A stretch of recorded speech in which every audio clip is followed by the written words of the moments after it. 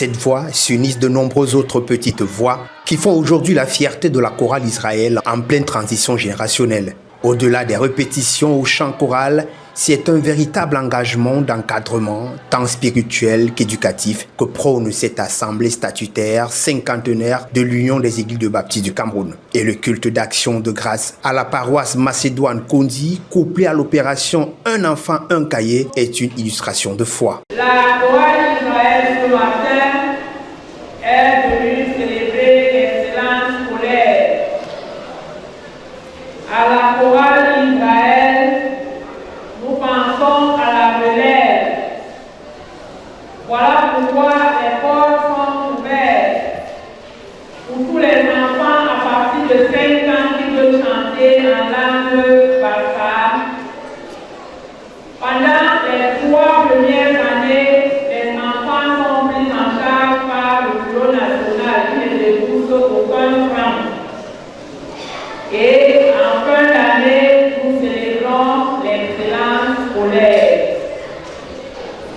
Donc, nous voulons rappeler aux parents que vous pouvez envoyer vos enfants à la chorale Israël sans crainte. Comme pour paraphraser les Saintes Écritures, laissez venir à moi les tout petits, car le royaume des cieux est à eux. Pour cette opération Back to School, le Bureau national de la chorale Israël a soutenu 36 enfants issus de toutes les paroisses qui assistent régulièrement aux répétitions avec des kits scolaires constitués de cahiers, de sacs et d'une bourse d'encouragement allant de 5 à 10 000 francs CFA pour ce premier galop d'essai. J'avais 7 ans quand je suis entrée dans la chorale Israël. Vraiment, pour moi, cette chorale, c'est comme une famille. Ça m'a apporté vraiment de bonheur, de joie dans tous les multiples bienfaits qu'ils font dans la chorale. Vraiment, c'est vraiment une joie. Merci. For the name of all the choir, we are very happy for the gift that we have received.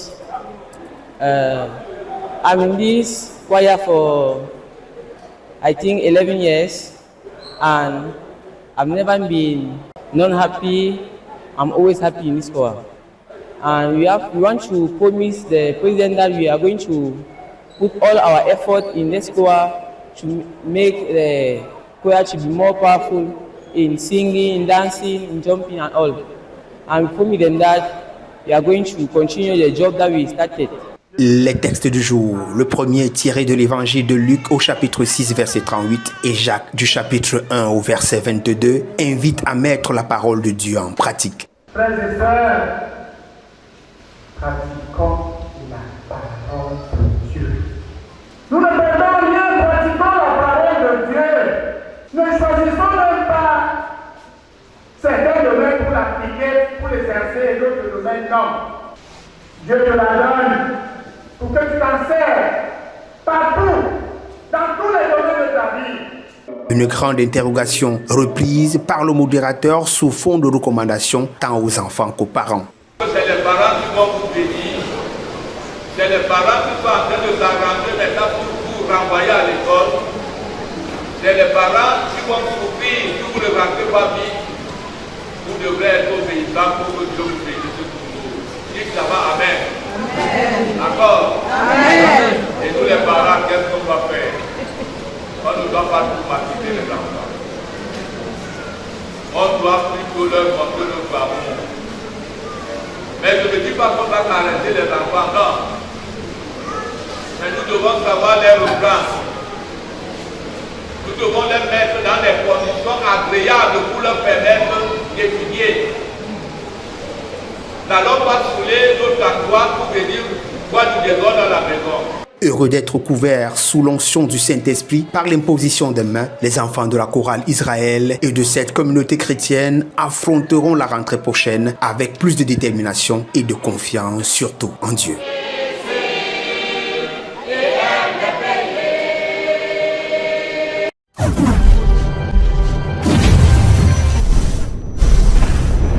Unity of Médias et citoyenneté pour une communication éthique et responsable en période électorale est le thème central autour duquel les échanges ont porté au cours du séminaire national des communicateurs et journalistes musulmans. Ils sont plus de 40 hommes et femmes de médias venus de 10 régions du pays pour prendre part à cette rencontre dans la ville de Douala le samedi 23 août 2025. Une initiative portée par l'Association des communicateurs musulmans pour la promotion de la paix au Cameroun, qui a connu la présence de nombreux dignitaires musulmans, les autorités administratives et politiques. Journalisme et communication responsable avant, pendant et après la période électorale, journalisme et paix, engagement des jeunes communicateurs pour les élections apaisées et dans la paix, communication en période électorale entre le développement durable et risque de destruction, l'islam face au discours de haine et au chauvinisme, éclairage doctrinal et éthique, médias musulmans et citoyenneté pour une communication éthique et responsable en période électorale au Cameroun. Tels sont entre autres les thèmes qui ont permis des échanges et des débats fructueux grâce à la présence des experts en journalisme de paix.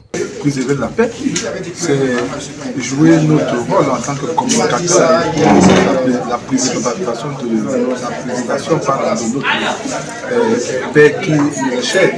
Voyez-vous, durant les périodes électorales, certains journalistes sont instrumentalisés par des acteurs politiques. D'autres sont des adeptes de fake news. D'autres, de par la passion, se rendent dans ce métier et se retrouvent en train de distiller des fausses nouvelles. Et il est de notre devoir en tant que journaliste d'encadrer tous ceux qui veulent se lancer dans ce métier et savoir qu'ils doivent être des ambassadeurs de la paix. Parce que le pays reste les ambitions politiques faciles. Cependant, pour l'AC2PC, il est déterminant et crucial de faire valoir leur expérience pour promouvoir la paix et la stabilité au Cameroun. Un défi qui a été encouragé par les dignitaires musulmans. Dieu c'est lui le maître suprême de toutes choses, celui qui a fait toutes choses, c'est lui Dieu. Si on a ici, c'est pas sa volonté. Bon, je ne peux que saluer et louer cette très belle initiative de nos enfants, des plus jeunes que nous, qui ont apporté beaucoup de choses dans l'évolution de la communauté musulmane, en particulier du Cameroun en général, parce qu'elle rentre dans le cadre de l'évolution de ce pays, cette action. Et c'est pour ça que nous sommes venus, pour leur dire, nos enfants, nos petits frères, on est avec vous. On donne caution à ce que vous êtes en train de faire.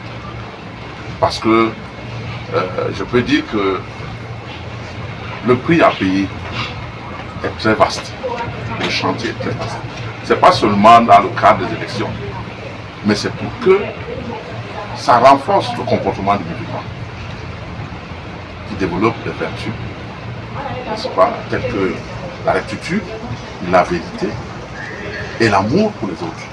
La communauté musulmane fait le choix d'une paix durable, d'un vivre ensemble harmonieux et d'une démocratie apaisée pour l'atteinte de l'émergence de notre pays.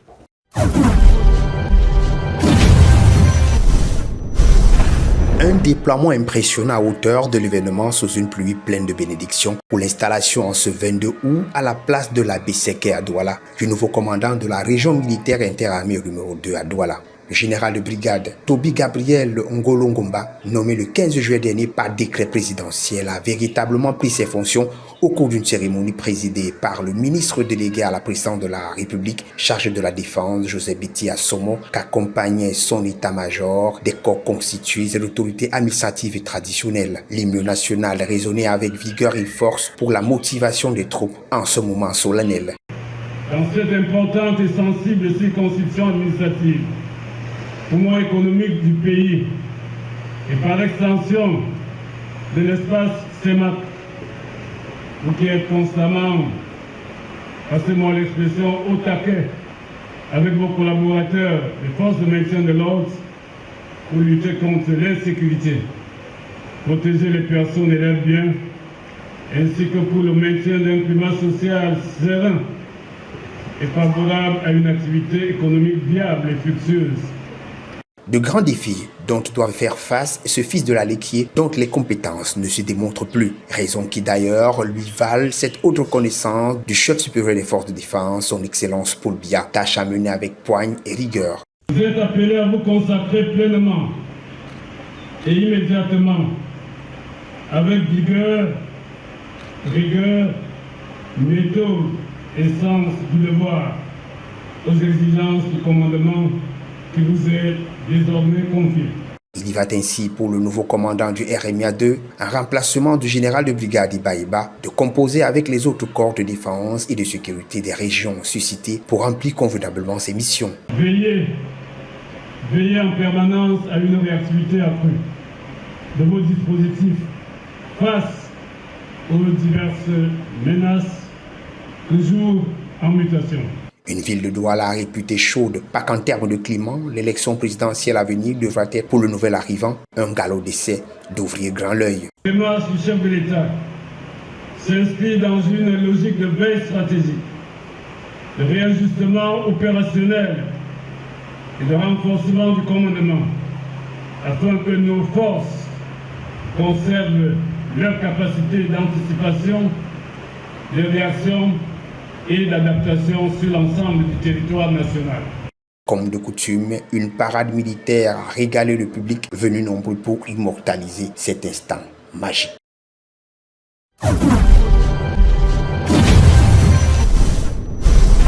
L'actualité du jour, 25 août 2021 en quelques lignes.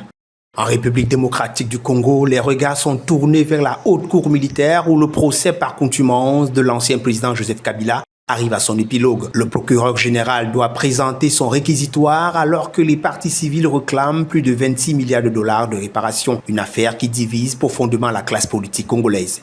En Afrique du Sud, le groupe pétrochimique Sasson subit l'impact de nouveaux tarifs américains avec une perte anticipée de 80 millions de dollars. Dans le même temps, le round marque une pause après une envolée récente, les investisseurs restant prudents face aux incertitudes mondiales. Et puis au Cameroun, les ONG alertent sur une recrudescence des cas de paludisme dans les zones rurales aggravées par la saison des pluies. Les structures de santé locales peinent à contenir l'afflux de patients faute de moyens et de médicaments en quantité suffisante. Au Nigeria, la flambée des prix des denrées de base continue de peser sur les ménages. Le gouvernement promet de renforcer les subventions sur le riz et le maïs, mais les consommateurs dénoncent la lenteur des mesures. En sport Côte d'Ivoire, la sélection nationale des éléphants a lancé son stage de préparation pour les éliminatoires du monde 2026. Le sélectionneur mise sur une génération montante, tandis que la ferveur des supporters grandit à l'approche des premiers matchs. Autre actualité, Pro Basketball 2025, le Niger remporte un 5e titre consécutif en dominant le Mali 78-64 en finale à Abidjan, devenant la première équipe de l'histoire du tournoi à atteindre une telle série de victoires. Omi Okonkwo est sacré MVP du tournoi pour la 2e fois de suite. Le bronze revient à la surprenante équipe du Sud-Soudan qui, médaille à la main, devient la première nation débutante à monter sur le podium. C'est tout pour l'actualité en quelques lignes.